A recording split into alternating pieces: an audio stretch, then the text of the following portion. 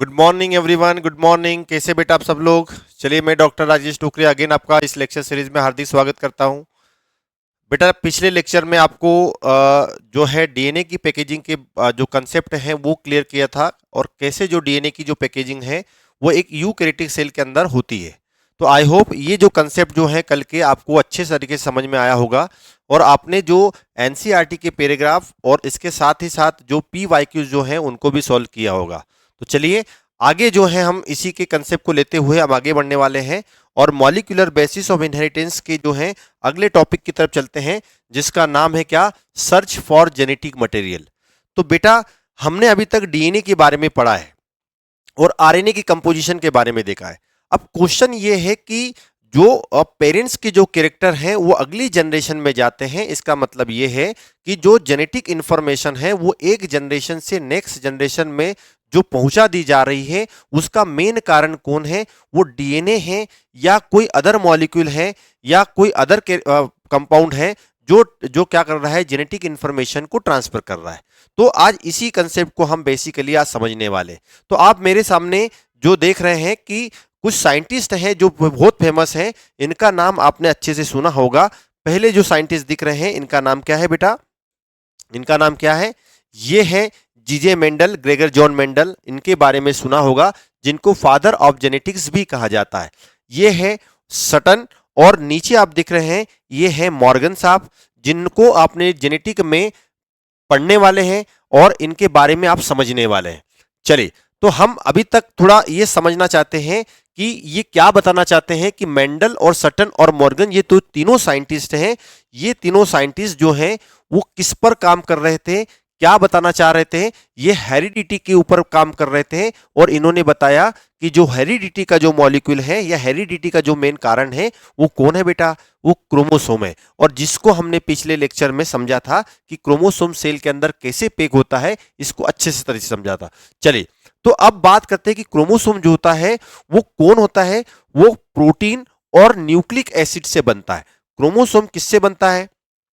Protein और nucleic acid से बनता है। ये आपको बात समझ में आ गई होगी कि इनका कहने का मतलब था कि जो क्रोमोसोम है वही जेनेटिक मटेरियल को एक जनरेशन से दूसरी जनरेशन में ट्रांसफर करता है, मतलब हेरिडिटी का काम करता है। और ये क्रोमोसोम जो होते हैं प्रोटीन और न्यूक्लिक एसिड के बनते हैं। इसका मतलब पहले ये माना जाता था कि प्रोटीन जो है इसका मतलब ये है कि प्रोटीन जो है वो जेनेटिक मटेरियल का काम करता है, क्योंकि क्रोमोसोम में प्रोटीन है इसलिए वो भी जेनेटिक मटेरियल का काम करता है।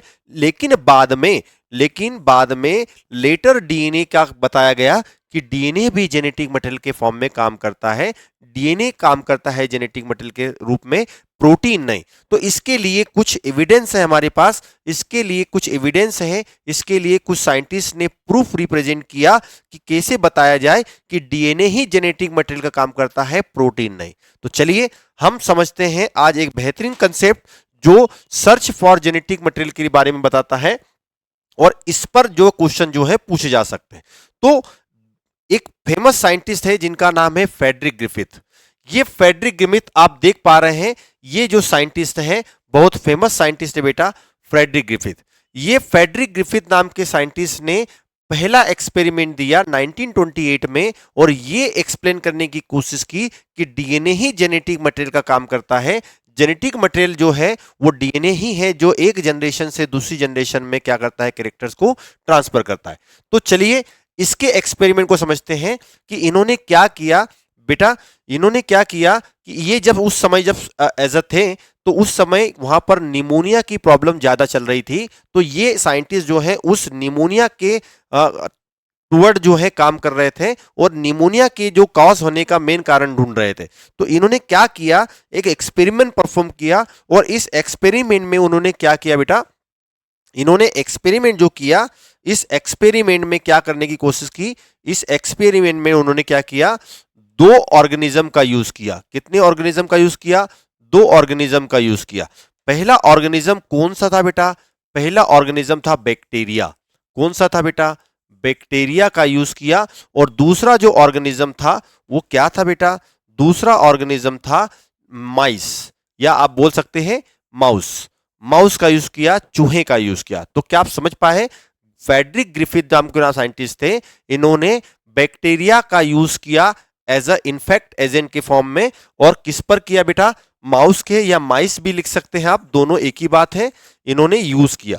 और इन दो ऑर्गेनिज्म की हेल्प से डीएनए को जेनेटिक मटेरियल जो है वो प्रूव करने की कोशिश की। तो इन्होंने क्या किया बेटा? ग्रिफिथ साहब जो थे, इन्होंने अपने एक्सपेरिमेंट में जो बैक्टीरिया लिया उसका नाम क्या था?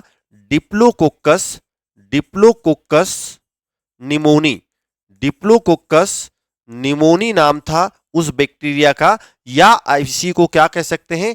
स्ट्रेप्टोकोकस, स्ट्रेप्टो स्ट्रेप्टोकोकस निमोनी भी कह सकते हैं। क्या कह सकते हैं बेटा?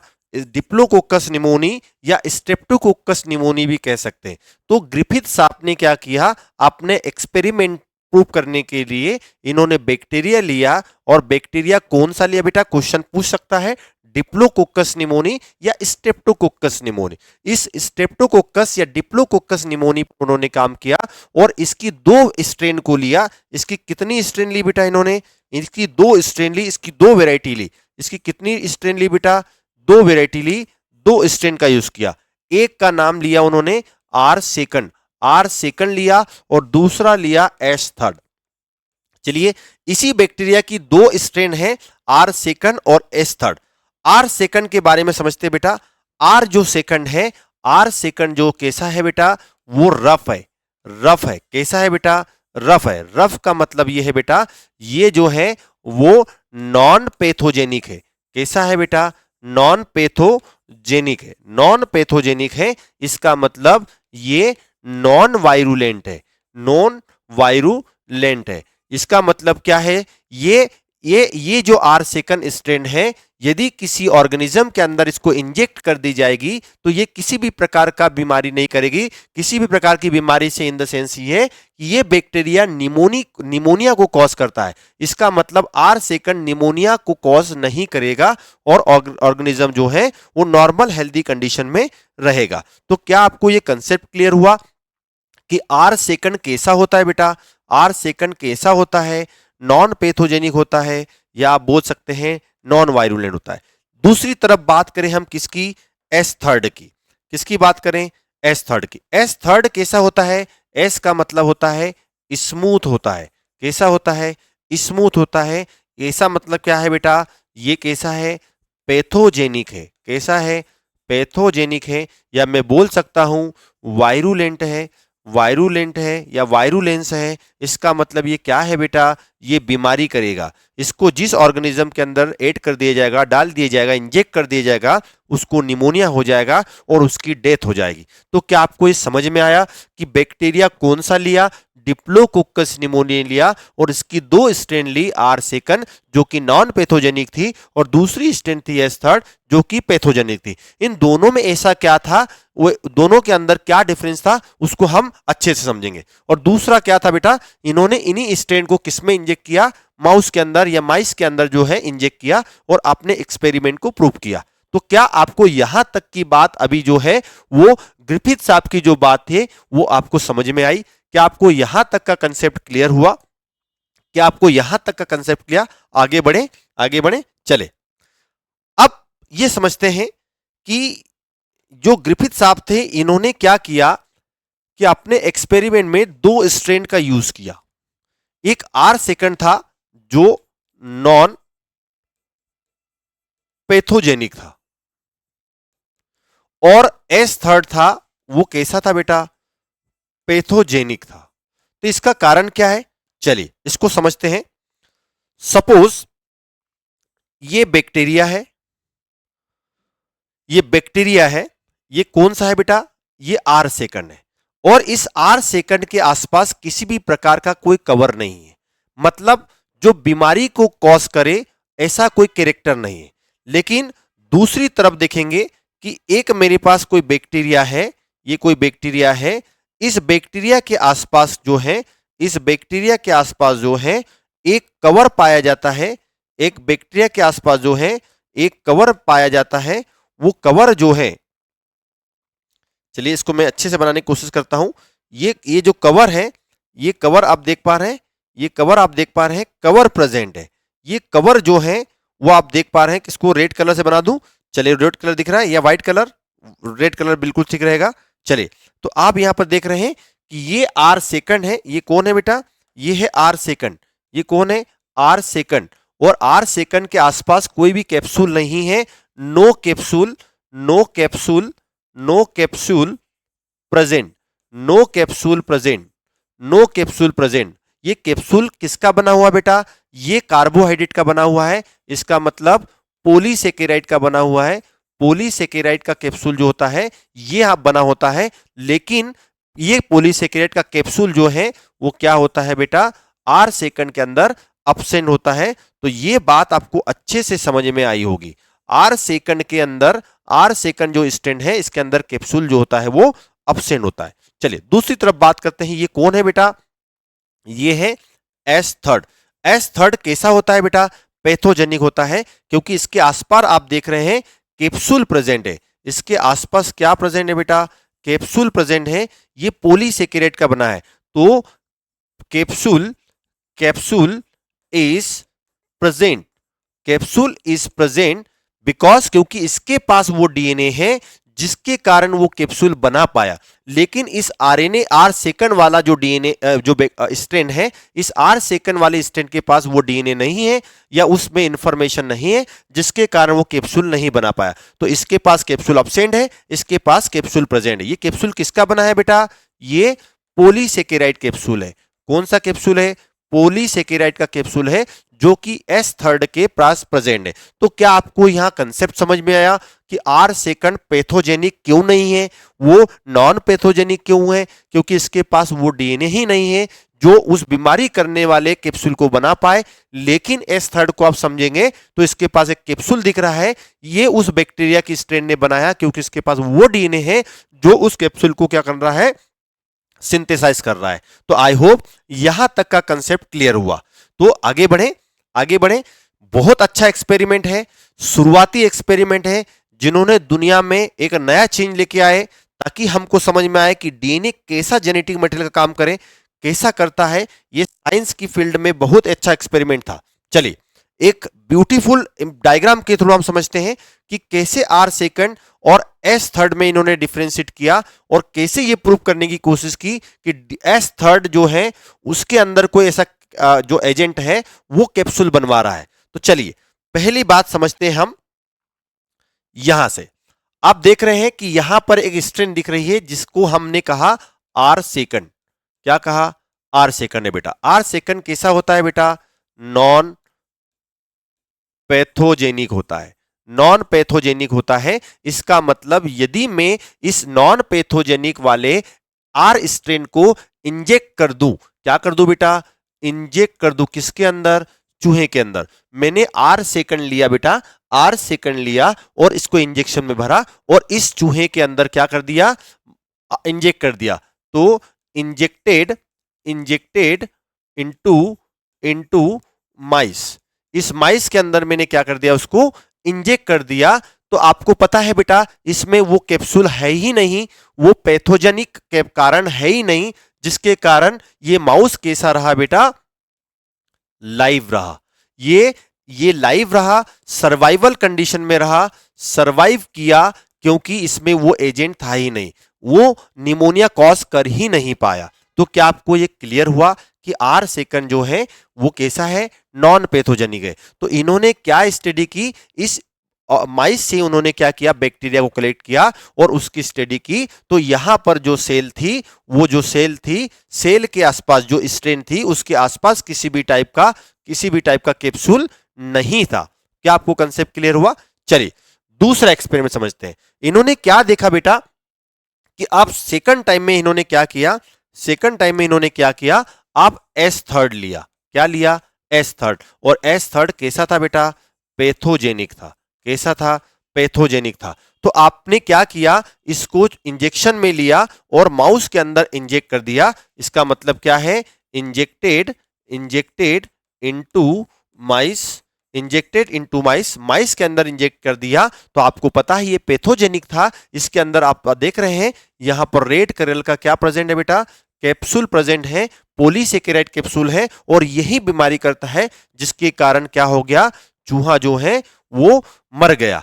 क्या आपको समझ में आया? ये चूहा जो है वो क्यों मरा बेटा? क्योंकि इसमें आपने वो बैक्टीरिया का स्ट्रेन इंजेक्ट कर दिया जिसके पास पॉलीसेकेराइड कैप्सूल था, जिसके कारण उसको निमोनिया हो गया। तो जब इसकी फर्दर जो है उन्होंने स्क्रीनिंग की, आइडेंटिफिकेशन किया, ब्लड निकालकर, तो पता चला कि ये S3 था जो पैथोजेनिक था। कैसा था?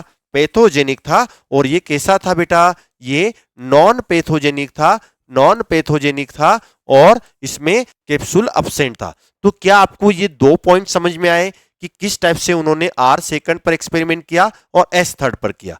क्लियर है? चलिए आगे समझते हैं। अब की बार उन्होंने बेटा क्या किया, जो बीमारी करने वाला जो S3 था, S3 लिया उन्होंने और S3 को उन्होंने क्या किया बेटा, हीट किल्ड कर दिया। इसका मतलब क्या है? आपको पता है कि गर्म करने पर S3 को क्या कर दिया बेटा, उन्होंने हीट कर दिया। क्या कर दिया? हीट किल्ड कर दिया। हीट किल्ड कर दिया। इसका मतलब क्या है बेटा, जो पैथोजेनिक था उसके अंदर डीएनए था, डीएनए के कारण कैप्सूल बना होगा, उस कैप्सूल के कारण वो निमोनिया कॉज कर रहा था। लेकिन ग्रिफिथ साहब ने क्या किया, उस S3 को लिया, उस S3 के बैक्टीरिया को लिया, स्ट्रेन को लिया और उसको हीट कर दिया। तो हीट करने पर आपको पता है जो बीमारी करने वाला कैप्सूल है वो क्या हो जाएगा, डिस्ट्रॉय हो जाएगा। और ऐसे हीट किल्ड वाले S3 को, कौन से एस, मैं इसको शॉर्टकट में लिख दूं, S3 HK। S3 HK का मतलब क्या है बेटा? S3 HK कौन सा है? ये हीट किल्ड वाला है। मतलब अब ये बीमारी नहीं करेगा क्योंकि उस कैप्सूल को ही आपने हीट कर दिया। तो ये S3 HK is injected into mice. इन्होंने माइस के अंदर ये S3 क्या किया, इंजेक्ट किया। तो अब ये इंजेक्ट किया तो माउस जो था या माइस जो था वो सर्वाइवल कंडीशन में रहा, लाइव रहा। सर्वाइवल कंडीशन में इसलिए रहा बेटा क्योंकि S3 को गर्म करने से वो कैप्सूल डिस्ट्रॉय हो गया और कैप्सूल डिस्ट्रॉय होने के कारण वो उसमें निमोनिया कॉज नहीं कर पाया। तो क्या आपको ये समझ पाया? जबकि अब जब इन्होंने एक्सपेरिमेंट किया, इसके ब्लड को कलेक्ट किया और इसकी स्क्रीनिंग की, तो उसमें क्या दिखा बेटा? उसमें दिखा कि ये जो स्ट्रेन था वो स्ट्रेन R2 के जैसा था, मतलब इसमें कैप्सूल अब्सेंट था। तो क्या आपको ये समझ में आया? क्या आप समझ में आया कि एक्सपेरिमेंट को किससे उन्होंने स्टेप बाय स्टेप आइडेंटिफाई करने की कोशिश की? चलिए अब समझते हैं। अब का जो पॉइंट है वो भी बहुत इंटरेस्टिंग है। इन्होंने क्या किया बेटा, S3 लिया। कौन सा लिया? S3 कौन सा लिया बेटा? ये वाला, ये S3 लिया। ये S3 कौन सा वाला है बेटा? हीट किल्ड वाला है। S3 HK जो कैसा है बेटा? नॉन पैथोजेनिक है। ये नॉन पैथोजेनिक क्यों बेटा? डिसीज क्यों कॉज नहीं कर रहा है? क्योंकि इसके कैप्सूल को हमने हीट करके डिस्ट्रॉय कर दिया है। तो आपको ये बात भी पता है कि जो R2 होता है वो भी कैसा होता है, R2 भी कैसा होता है। ये क्या है? R2 है। ये भी कैसा है? नॉन पैथोजेनिक है। कैसा है? नॉन पैथोजेनिक है। और इन दोनों को हमने क्या कर दिया, R2 के साथ S3 जो HK वाला था उसको मिक्स कर दिया। R2 जो नॉन पैथोजेनिक था और हीट किल्ड S3 था वो भी नॉन पैथोजेनिक था, और इन दोनों को हमने मिक्स कर दिया। और मिक्सर को हमने क्या किया, अब इस मिक्सर को हमने क्या किया, इस मिक्सर को हमने क्या किया, इस मिक्सर को हमने क्या किया बेटा, इस माउस के अंदर क्या कर दिया बेटा, इंजेक्ट कर दिया। इस माउस के अंदर क्या कर दिया, उसको हमने इंजेक्ट कर दिया। तो आप देख पा रहे हैं, इसको हमने क्या कर दिया, इस माउस के अंदर इंजेक्ट कर दिया। तो ये माउस की क्या हो गई बेटा, डेथ हो गई। इस माउस की क्या हो गई बेटा, डेथ हो गई। इसका मतलब पैथोजेनिक ये भी नहीं था, नॉन पैथोजेनिक था, ये भी नॉन पैथोजेनिक था, दोनों में बीमारी करने वाला कारण नहीं था। फिर भी डी जो है इस मिक्सचर के कारण ये माउस क्या हो गया बेटा, ये माउस जो है उसकी क्या हो गई, डेथ हो गई। ये उनको एक नए आश्चर्य जो चकित करने वाला कारण मिला। वो क्या कारण मिला कि ये R2 और S3 का जो मिक्सचर था, समझिएगा बेटा इसको बहुत ज्यादा अच्छे से। जो आर सेकंड जो था उसमें नॉन पैथोजेनिक कारण था, नॉन पैथोजेनिक कैरेक्टर था, नॉन पैथोजेनिक कैरेक्टर था किसमें, आर सेकंड में नॉन पैथोजेनिक था। कैसा था बेटा, नॉन नॉन पैथोजेनिक था, नॉन पैथोजेनिक था।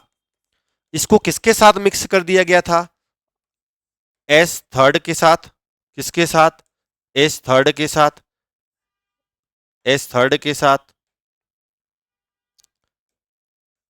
एस थर्ड एच के साथ मिक्स किया।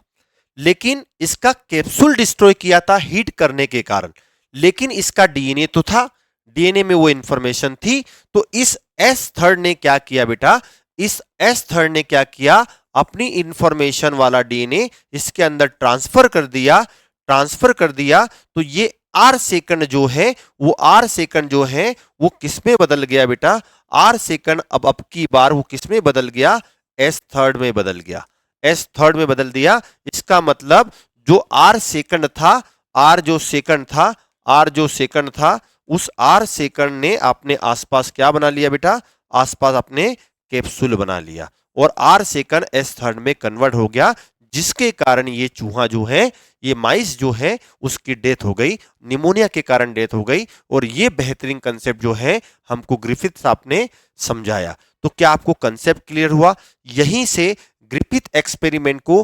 ट्रांसफॉर्मेशन प्रिंसिपल कहा जाता है या ट्रांसफॉर्मिंग प्रिंसिपल कहा जाता है, क्योंकि इन्होंने ये कारण बताया कि एस थर्ड का जो डीएनए है वो ट्रांसफर हो गया आर सेकंड के अंदर, और आर सेकंड वाले स्ट्रेन ने अपने आसपास क्या कर ली, कैप्सूल बना ली, जो कि नॉन पैथोजेनिक था। तो अब ये किस में कन्वर्ट हो गया बेटा, पैथोजेनिक में।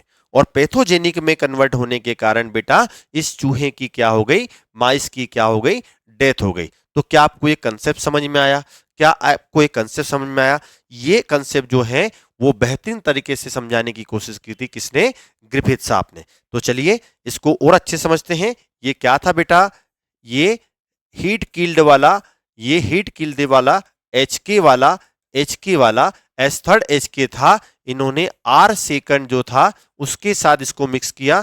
ये भी कैसा था, नॉन पैथोजेनिक था, पैथोजेनिक था। कैसा था, नॉन पैथोजेनिक था। ये भी नॉन पैथोजेनिक था क्योंकि इसको आपने गर्म कर दिया, तो गर्म करने पर वो कैप्सूल डिस्ट्रॉय होगा और निमोनिया करने की कैरेक्टर खत्म हो गया। लेकिन जब इसको इन्होंने क्या किया, मिक्स किया, तो क्या हुआ कि जो आर सेकंड था उसने कहां से डीएनए ले लिया, या एस थर्ड ने क्या कर दिया बेटा, अपना डीएनए क्या कर दिया, ट्रांसफर कर दिया। डीएनए क्या हो चुका है, यहां से ट्रांसफर हो चुका है। तो जिसके कारण आर सेकंड जो है, आर सेकंड जो है, आर सेकंड जो है, तो R second is converted, converted और transform, transform into S third, which which cause pneumonia, pneumonia in mice and mice die।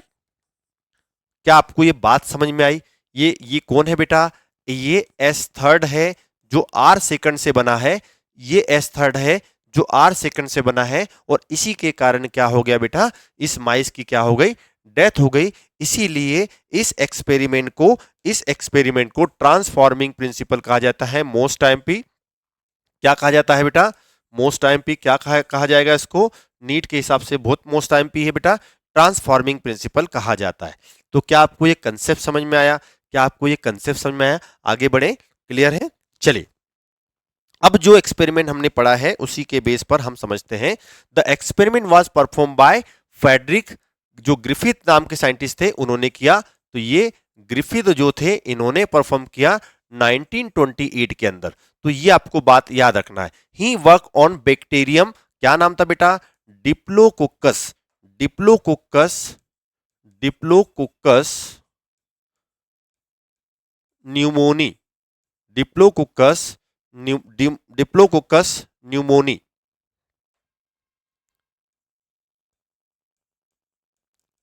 और क्या कह सकते हैं, स्ट्रेप्टोकोक्कस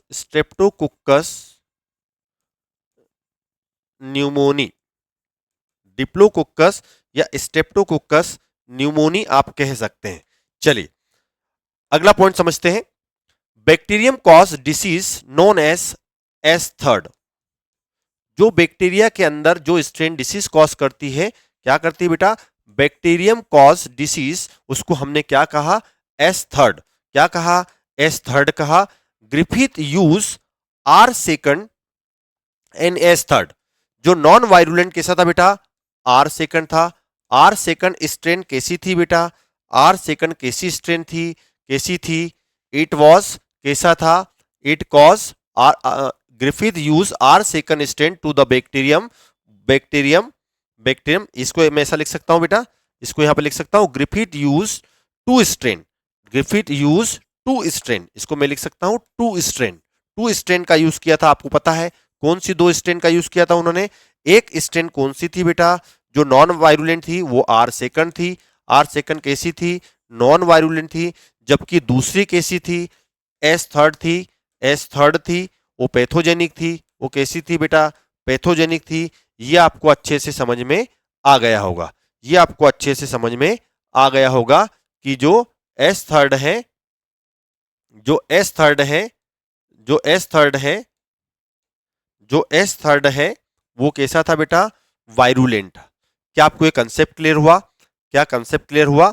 चलिए, आर जो सेकंड स्ट्रेन थी, इस आर सेकंड स्ट्रेन के अंदर क्या नहीं था, तो R second strain lack capsule. वो कैप्सूल किसका बना था बेटा, पॉलीसेकेरेट का बना था। So it was non pathogenic, non pathogenic, non pathogenic. इसके कारण वो क्या था, नॉन पैथोजेनिक था, या आप नॉन वायरुलेंट बोल सकते हैं, या क्या कह सकते हैं, नॉन वायरुलेंट। क्या कह सकते हैं, नॉन वायरुलेंट कह सकते हैं। तो आई होप ये कंसेप्ट आपको क्लियर हो गया होगा। जो दूसरी स्ट्रेन ली थी, वो एस थर्ड ली थी, और एस थर्ड स्ट्रेन जो है वो हैड क्या था, पॉलीसेकेराइड कैप्सूल। उसके पास क्या था बेटा, उसके पास पॉलीसेकेराइड कैप्सूल प्रेजेंट था, पॉलीसेकेराइड कैप्सूल प्रेजेंट था, जिसके कारण वो क्या था बेटा, वो वायरुलेंट था, निमोनिया कॉज कर रहा था, जिसके कारण चूहे की क्या हो गई, डेथ हो गई। चले, when when life R second war, ये आर सेकंड को जब उन्होंने क्या किया, बैक्टीरिया जो आर सेकंड वाला था, उनको क्या किया बेटा, ये आर सेकंड वाली जो स्ट्रेन थी बैक्टीरिया की, उसको इंजेक्ट किया किसमें, माइस के अंदर।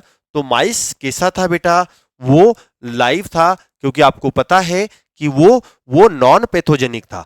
लेकिन जब इन्होंने क्या किया, इन्होंने एस थर्ड लिया, इन्होंने क्या लिया बेटा, एस थर्ड लिया, स्ट्रेन लिया किसका, बैक्टीरियम का एस थर्ड लिया, और इस एस थर्ड को माइस के अंदर इंजेक्ट किया। तो माइस की क्या हो गई बेटा, डेथ हो गई, वो डाई हो गया, क्योंकि ये कैसा था बेटा, एस थर्ड पैथोजेनिक था, आर सेकंड कैसा था, नॉन पैथोजेनिक था। चलिए, इन्होंने क्या किया, एस थर्ड को क्या कर दिया, हीट किल कर दिया। तो when S third bacterium were injected, कौन सा बैक्टीरियम, हीट किल्ड वाला। अब उन्होंने क्या कर दिया बेटा, हीट किल कर दिया। ये बात आपको समझना है, ये एच के कहां से आया, हीट किल्ड वाला H K. When S third H K, when heat killed S third bacterium was injected into mice. तो ये क्या हुआ, माइस कैसा था बेटा, लाइव था, वो डेथ नहीं कर पाया, क्योंकि उसमें बीमारी करने वाला जो कैप्सूल था वो गर्म करने पर डिस्ट्रॉय कर दिया गया। तो क्या आपको ये कंसेप्ट क्लियर हुआ। लेकिन जब अगली बार इन्होंने क्या किया, इन्होंने क्या किया, इन्होंने आर सेकंड के साथ, आर सेकंड के साथ एस थर्ड जो इसके था उसको मिक्स कर दिया। चलिए मैं इसको क्या करता हूं, यहां पर लिख देता हूं कि इन्होंने क्या कर दिया, एस थर्ड जो एच के था, जो नॉन पैथोजेनिक था, इसको आर सेकंड के साथ क्या कर दिया, मिक्स कर दिया। और मिक्स करने के कारण क्या हो गया बेटा, ये माउस जो था वो कैसा हो गया, डाई हो गया, डेथ हो गया।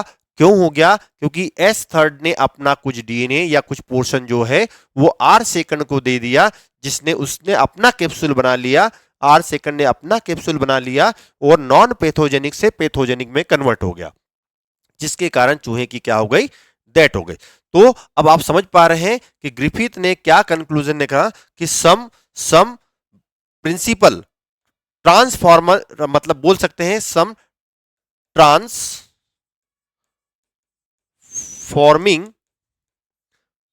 Principal, some transforming principle from dead S third, जो डेड एस थर्ड था इससे कुछ, यहां से कुछ न कुछ ऐसा कुछ ट्रांसफॉर्मिंग प्रिंसिपल जो है वो एस थर्ड से कहां पर चला गया, transfer to live R second strain making them virulent, और आर सेकंड कैसा बन गया बेटा, वायरुलेंट बन गया। That's why it is called transformation या ट्रांसफॉर्मिंग प्रिंसिपल। क्या कहेंगे बेटा, ट्रांसफॉर्मिंग प्रिंसिपल कहेंगे। ये एक डीएनए को डिस्कवर करने के, DNA as a genetic material को प्रूव करने का जो ग्रिफिथ का जो एक्सपेरिमेंट था, एक बेहतरीन एक्सपेरिमेंट था जो मैंने आपको समझाया। क्लियर है, आगे बढ़े, आगे बढ़े चले। तो ट्रांसफॉर्मिंग प्रिंसिपल हमको क्या बताता है, इसको थोड़ा समझते हैं। चले, तो when S third and R second bacterium were mix, इनको जब दोनों को मिक्स किया गया तो क्या हुआ बेटा, नॉन वायरुलेंट आर स्ट्रेन, जो आर सेकंड था वो कैसा था बेटा, आर सेकंड नॉन वायरुलेंट था, is transform into virulent strain, मतलब एस थर्ड में क्या हो गया, कन्वर्ट हो गया। तो एस थर्ड के साथ आर को मिक्स किया तो आर थर्ड, आर जो सेकंड था वो एस थर्ड में क्या हो गया बेटा, कन्वर्ट हो गया। तो this process is called transformation. ये कौन सी प्रक्रिया थी बेटा, ट्रांसफॉर्मेशन की प्रक्रिया थी, और molecule with which it was happening is called transforming principle. जो मॉलिक्यूल था वो एक ऑर्गेनिज्म से दूसरी ऑर्गेनिज्म में ट्रांसफर हो गया, जिसके कारण आर सेकंड ने कैप्सूल बना लिया, इसी को ट्रांसफॉर्मिंग प्रिंसिपल कहा। तो transforming principle was being transfer from heat killed S third, और ये कैसे पता चला उनको, ये एक्सपेरिमेंट से पता चला कि वो एस थर्ड ही था जिन्होंने वो फैक्टर जो है वो क्या कर दिया, आर सेकंड को ट्रांसफर कर दिया। The this had enable the R strain to synthesise, R strain क्या था बेटा, अनेबल था synthesise to smooth polysaccharide, polysaccharide coat और कैप्सूल बिकम वायरुलेंट, और ये कैप्सूल ही था जिसके कारण वो क्या बन गया बेटा, वायरुलेंट बन गया। तो Griffith concluded that must due to transfer of the genetic material, और वो जेनेटिक मटेरियल ही था जिसके कारण आर सेकंड एस थर्ड में कन्वर्ट हो गया, और उसके कारण चूहे की क्या हो गई, उस माइस की क्या हो गई बेटा, डेथ हो गई। तो आई होप ये कंसेप्ट जो है आपको समझ में आ गया होगा। चलिए, हमने जो अभी पढ़ा है इसी के बेस पर हम क्वेश्चन को सॉल्व करते हैं एक प्रैक्टिस के रूप में। Griffith experiment on Streptococcus pneumoniae demonstrated that, ये स्ट्रेप्टोकोकस या डिप्लोकोकस निमोनी का एक्सपेरिमेंट जो दिया था वो क्या एक्सप्लेन करने के लिए बताता है। तो पहला, DNA is genetic material, yes DNA is genetic material, ये एक्सप्लेन करने के लिए बताता है। आरएनए इज जेनेटिक मटेरियल, नहीं, ये ऑप्शन हमारा रॉन्ग हो जाएगा। बैक्टीरिया कैन गेट ट्रांसफॉर्म, ये यस, बैक्टीरिया बैक्टीरिया गेट, नहीं बेटा, बैक्टीरिया ट्रांसफर नहीं होता है, बैक्टीरिया का डीएनए ट्रांसफर होता है। प्रोटीन आर जेनेटिक मटेरियल, नहीं, प्रोटीन भी जेनेटिक मटेरियल नहीं होता। ये बात बताने की कोशिश की थी उन्होंने कि डीएनए ही जेनेटिक मटेरियल होता है। ये ग्रिफिथ का एक्सपेरिमेंट क्या करता है, रिप्रेजेंट करता है। चलिए, which combination is Griffith experiment killed the माइस, कौन सा कॉम्बिनेशन था जिसके कारण वो कॉम्बिनेशन की बात की बेटा, उन्होंने कॉम्बिनेशन की बात की। किसकी बात की है, उन्होंने कॉम्बिनेशन की बात की। किसकी बात की, कॉम्बिनेशन। कौन सा कॉम्बिनेशन था जिसके कारण एक्सपेरिमेंट में माइस की जो क्या हो गया, किल हो गया। एस थर्ड, ये एस थर्ड सिंगल अब एड करेंगे तो क्या होगा बेटा, वो तो किल करेगा ही, लेकिन कॉम्बिनेशन की बात कर रही। हैड किल्ड एस थर्ड, नहीं, ये भी नहीं मारेगा। आर लाइफ, ये भी नहीं होगा, लेकिन कॉम्बिनेशन की बात कर रहा है। लाइव आर सेकंड को हिट किल एस थर्ड के साथ उन्होंने इंजेक्ट किया, जिसके कारण चूहे की क्या हो गई, डेथ हो गई। तो चलिए, thank you so much, thank you so much. I hope आपको आज का लेक्चर बहुत ही पसंद आया होगा, और आपके जो डाउट हैं रिगार्डिंग जो कंसेप्ट जो जेनेटिक मटेरियल के हैं वो आपके क्लियर हो पाए होंगे। तो चलिए, नेक्स्ट लेक्चर में हम आगे जो है इसी लेक्चर को हम कंटिन्यू करेंगे, और नए एक्सपेरिमेंट को जो डीएनए को प्रूव करता है, या उस जो कैसे डीएनए जो है जेनेटिक मटेरियल को, जो जेनेटिक इंफॉर्मेशन को ट्रांसफर करता है, उनके बारे में पढ़ेंगे। तो चलिए, thank you so much, thank you so much.